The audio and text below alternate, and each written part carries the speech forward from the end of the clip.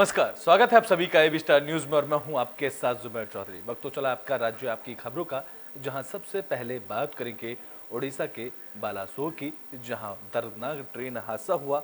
इस हादसे के बाद पश्चिम बंगाल की सीएम ममता बनर्जी ने दुख जताया है, तो वहीं वो घटनास्थल पर पहुंची और मौके पर पहुंचकर उन्होंने सभी स्थिति का जायजा लिया है। तो ओडिशा के बालासोर में हुए ट्रेन हादसे के बाद देश में शोक का माहौल है, जहां 3 ट्रेनों की टक्कर में 280 से ज्यादा लोगों की मौत हो गई है, तो वहीं करीब 900 लोग घायल बताए जा रहे हैं। इस हादसे के बाद पश्चिम बंगाल की मुख्यमंत्री ममता बनर्जी भी बालासोर पहुंची, जहां उन्होंने मृतक के परिवार के लिए 5 लाख रुपए और गंभीर रूप से घायल लोगों के लिए 50,000 रुपए मुआवजे का ऐलान किया है। ममता बनर्जी ने इस दौरान कहा है कि इस ट्रेन में बंगाल के सबसे ज्यादा लोग सफर करते हैं। उन्होंने कहा कि गंभीर रूप से घायल लोगों को कोलकाता में इलाज किया जाएगा। उन्होंने बताया कि एक ट्रेन में जख्मी लोगों को लेकर हावड़ा पहुंची है, जहां पर उनका इलाज शुरू भी कर दिया गया है। जल्दी इसको रेस्क्यू करके जो अच्छा है उसको घर में भेज देने के लिए एक ट्रेन का बंदोबस्त। देखिए, बंगाल से बहुत ज्यादा है और केरला से भी होगा, बेंगालोर से भी हो सकता है, उड़ीसा भी हो सकता है। Coromandel express is one of the best express. मेरे को जो जानकारी है, मैं रेल मिनिस्टर में 3 दफे काम किया। मैं जो देखा अभी तक रेलवे में एक 20 शताब्दी का सबसे बड़ा इंसिडेंट है। 1981 में और एक बड़ा इंसिडेंट हुआ था बिहार में। हमारा टाइम में भी माओइस्ट एक इंसिडेंट बनाया था, वो हम सीआईडी को दे दिया, आज तक कुछ फल नहीं मिला। बात यही है कि रेलवे का सेफ्टी कमीशन है। जब रेलवे का ऐसा इंसिडेंट होता है तब रेलवे सेफ्टी कमीशन को दे देता है। वो लोग इन्वेस्टिगेशन करते हैं और इन्वेस्टिगेशन करके रिपोर्ट देते हैं। था मैंने एंटी कॉल्यूशन डिवाइस तैयार किया था। मैं खुद मडगांव में गया था, गोवा में, तब से रेल का इंसिडेंट कम दिया था। तो बुलेटिन में बात हरियाणा के बल्लभगढ़ की कर लेते हैं, जहां नेशनल हाईवे क्रॉसिंग से जनता को परेशानी हो रही है, जिसके बाद मंत्री मूलचंद शर्मा ने इस बात को लेकर संज्ञान लिया है। तो बल्लभगढ़ में नेशनल हाईवे क्रॉसिंग को लेकर लोगों को हो रही परेशानी पर परिवहन मंत्री मूलचंद शर्मा ने संज्ञान लिया है। उन्होंने इस मामले को लेकर प्रोजेक्ट डायरेक्टर वीके जोशी के साथ बैठक की है, जिसमें लक्ष्मण और संजय कॉलोनी में यू टर्न बनाए जाने को लेकर भी चर्चा की गई है। बैठक के बाद मंत्री मूलचंद शर्मा ने जानकारी देते हुए बताया है कि बल्लभगढ़ में बस अड्डे के सामने और सोहाना फ्लाईओवर के सामने लगने वाला जाम को देखते हुए केंद्रीय राज्य मंत्री कृष्णपाल गुर्जर के जरिए नेशनल हाईवे अथॉरिटी से बल्लभगढ़ के लिए यू टर्न बनवाने की मांग की गई थी। इसके अलावा बल्लभगढ़ विधानसभा के अंदर कई जगहों पर फुट ओवर ब्रिज की भी मांग की गई थी। उन्होंने बताया कि बल्लभगढ़ अनाज मंडी आगे लक्ष्मण कॉलोनी में बनाने वाले यू टर्न और संजय कॉलोनी में रेलवे लाइन के साथ यू टर्न बनाने से हर रोज होने वाले सड़क हादसों पर भी अंकुश लगेगा। कल मीटिंग ली है नेशनल हाईवे की, और यू टर्न हम बनाएंगे एक जेसीबी से संजय कॉलोनी और मंडी से लेकर लक्ष्मण कॉलोनी से लेकर बस स्टैंड की तरफ, और 3 लाइन का रोड बनाएंगे, जिससे आने जाने वाले पे कोई परेशानी नहीं रहेगी और बल्लभगढ़ के रास्ते सुगम होंगे और कोई मंडी में आने कोई किसान फसल लेके आना चाहता उसकी भी कोई परेशानी नहीं रहेगी। कृष्णपाल जी गुजर के तक प्रयासों से, माननीय मूलचंद शर्मा जी के प्रयासों से ये तय हो चुका है। इसका पास हो गया, ये यू टर्न मंडी के यहाँ से पास हो गया है। नीचे से आदमी का निकल सकेंगे और एक्सीडेंट भी नहीं होंगे और सारा बहुत जल्दी ये होने जा रहा है काम शुरू। कितना फायदा होगा, क्योंकि पहले एक्सीडेंट काफी हुआ? आम जन को बहुत फायदा होगा, इससे एक्सीडेंट बचेंगे, आदमी का समय बचेगा, क्योंकि अब एक ही कट है, जेसीबी एक ही कट से आगे आना पड़ता है। अब यहीं यू टर्न हो जाएगा तो लोगों का समय भी बचेगा। तो बेटन बात छत्तीसगढ़ के गरियाबंद की कर लेते हैं, जहां वन विभाग की तरफ से अवैध अतिक्रमण को लेकर कार्रवाई की गई। इस दौरान ग्रामीणों ने वन विभाग की टीम पर हमला कर दिया। तो छत्तीसगढ़ के गरियाबंद में उन्नति सीता नदी अभ्यारण्य के कर्मचारी पर ग्रामीणों ने हमला कर दिया, जहां लाठी और कुल्हाड़ी से सरकारी वाहनों में तोड़फोड़ कर दी। बता दें कि इचरादी गांव के लोगों ने अभ्यारण्य में अतिक्रमण किया था, जिसके बाद 26 मई को अभ्यारण्य प्रशासन ने 65 घरों पर बुलडोजर चला दिया था। बेदखली के बावजूद ग्रामीण पेड़ के नीचे तंबू गाड़ रहे थे। जब वन विभाग की टीम खाली जमीन पर निर्माण कार्य करवाने पहुंची तो इस दौरान उप निदेशक वरुण जैन समेत 50 से भी ज्यादा कर्मी इस दौरान मौजूद थे, जहां तभी लोगों ने उन पर हमला कर दिया और सरकारी गाड़ी में तोड़फोड़ कर दी।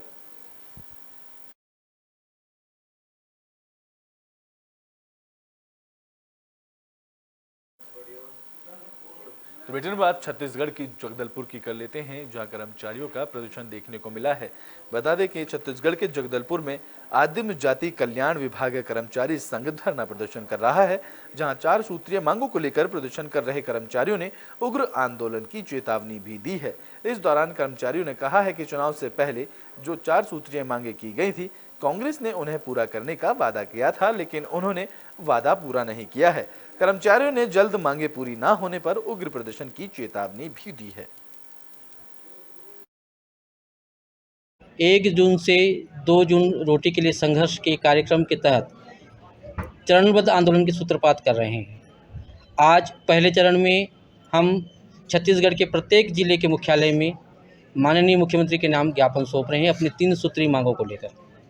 हमारी प्रमुख 3 सूत्री मांगे हैं, जिनमें से पहला मांग है कि हमारे विभाग में कार्यरत जितने भी दैनिक वेतनभोगी कर्मचारी हैं, कलेक्टर दर कर्मचारी हैं, चाहे वो जिस प्रकार से भी नियुक्त हुए हों, उनको नियमित किया जाए, उनका वेतन निर्धारण किया जाए और जब तक उनका वेतन निर्धारण ना हो नई भर्ती ना ली जाए।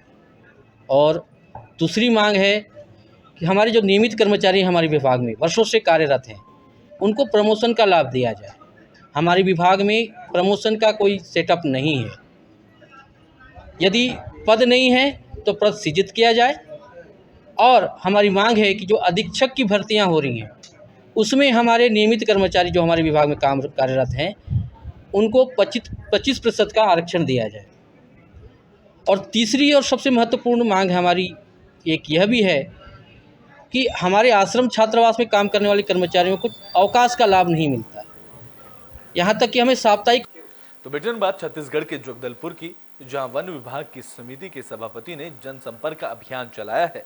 तो जगदलपुर में वन समिति के सभापति धानु राम मांडवी ने अपने क्षेत्र में सघन जन संपर्क अभियान चलाया है और इस दौरान बिरनपाल पंचायत के ग्रामीणों ने उन्हें समस्या बताई है। साथ ही वर्तमान विधायक और नेताओं के प्रति नाराजगी जाहिर की है। बता दें कि गांव में सड़क और पानी की समस्याओं को लेकर ग्रामीणों में नाराजगी देखने को मिल रही है। इसके अलावा वृद्धावस्था पेंशन की स्कीम का फायदा भी कई बुजुर्गों को सालों से नहीं मिल रहा है। लोगों ने समस्याओं का समाधान न होने पर आंदोलन की चेतावनी दी है।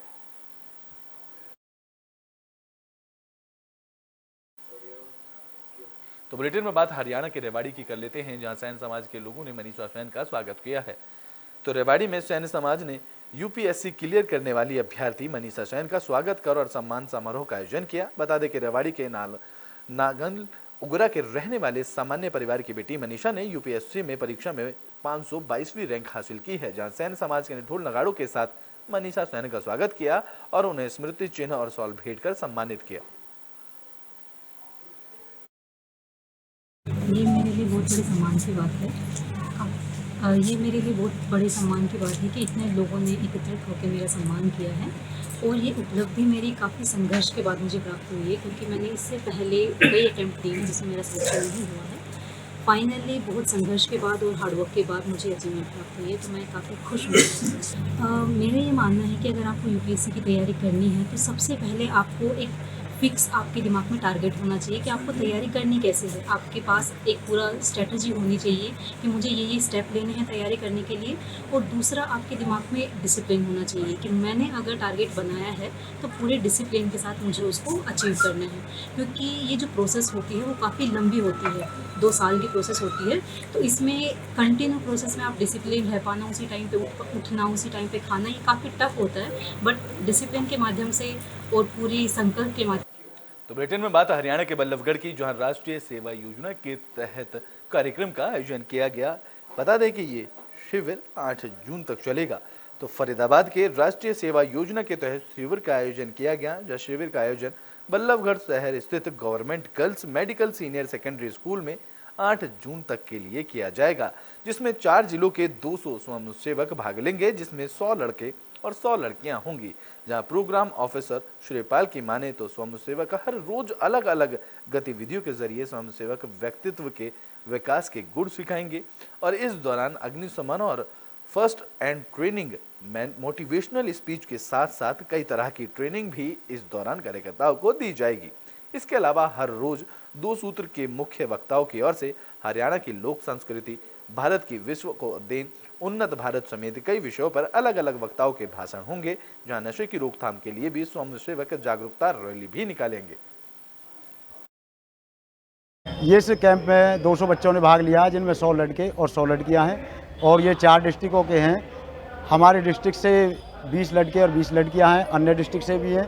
तो ये 200 बच्चे हैं, जिनमें 100 लड़के और 100 लड़कियां हैं। 15 हमारे NSS के प्रोग्राम कार्यक्रम अधिकारी हैं और इसमें हम यही है कि भाई समाज में किस प्रकार से हम अपना योगदान दे सकते हैं, देश की रक्षा सुरक्षा में किस प्रकार योगदान दे सकते हैं, अपने आसपास का वातावरण उसको किस प्रकार से साफ रखते हैं, जैसे वृक्षों को पानी लगाना है, बेटियों का मान सम्मान करना है, पॉलीथीन मुक्त भारत बनाना है, नशा मुक्त भारत बनाना है।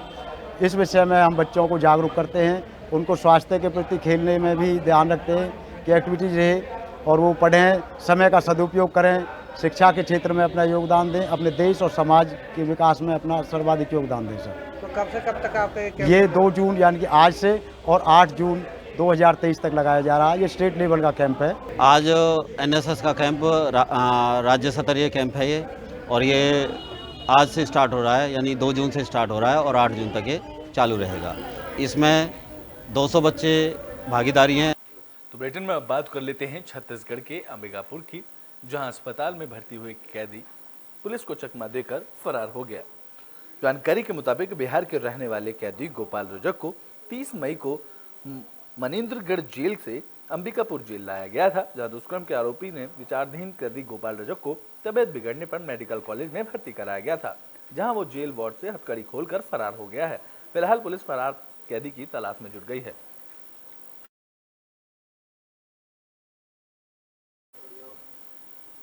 तो बुलेटिन में बात फरीदाबाद की कर लेते हैं, जहां एक युवक पर अपनी बहन की हत्या का आरोप लगा है, जिसके बाद पुलिस ने आरोपी को गिरफ्तार किया है।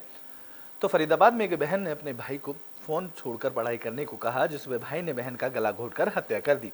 पुलिस ने आरोपी भाई को गिरफ्तार किया है। मामला फरीदाबाद के अगवानपुर के गांव का बताया जा रहा है। अगवानपुर में ओम इनक्लेव का मामला बताया जा रहा है। आरोपी प्रियांशु किराए के मकान में परिवार के साथ रहता था। जानकारी के मुताबिक आरोपी के माता पिता शादी समारोह में शामिल होने के लिए यूपी के गोरखपुर गए थे। इसी दौरान आरोपी भाई ने गुस्से में बहन की हत्या कर दी थी और मौके से फरार हो गया था। लड़की के पिता से जानकारी मिलने के बाद पुलिस ने आरोपी को फिरोजाबाद के इस्माइलपुर से गिरफ्तार किया है, जिसे कोर्ट में 3 दिन की रिमांड पर भेज दिया है। ये 24 मई की घटना है। उनके माता पिता अपने गांव यूपी में गए हुए थे शादी में, और बहन भाई घर पर ही थे, इधर पल्ला थाना एरिया में। तो बड़ी बहन थी, वो जो ग्रेजुएट है और अपने आगे की कोई कोचिंग की तैयारी कर रही थी, और उसका जो छोटा भाई है प्रियांशु 19 साल का, वो अपनी +2 करके आगे कोई फॉर्म भरने की तैयारी कर रहा था। वैसे वो पढ़ाई में थोड़ा सा कमज़ोर था, तो उसकी बहन उसको हमेशा ही बोलती रहती थी कि थोड़ा पढ़ाई पे ध्यान दे, पढ़ाई पे ध्यान दे।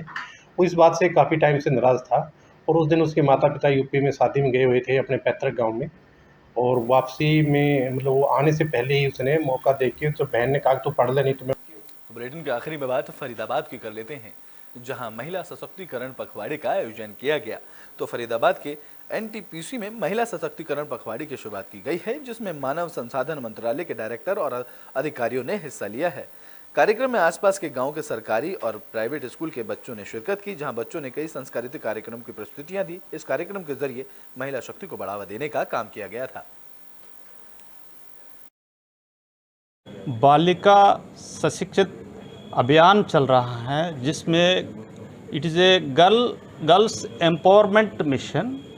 इसमें सारा बालिकाओं का अपना स्ट्रेंथ्स क्या है, उनका अंदर में क्या क्या इनोवेटिव आइडियाज़ एंड उसका क्या आर्ट्स क्राफ्ट्स उसका अंदर में है, वो सब बाहर निकाल के उनको अपने से अपना कदम पर खड़ा होके अपना अंदर में जितना भी है स्ट्रेंथ है, ये सारा स्ट्रेंथ बाहर निकाल के उनको खुद ही ये समझ में आना है मेरा सब अंदर।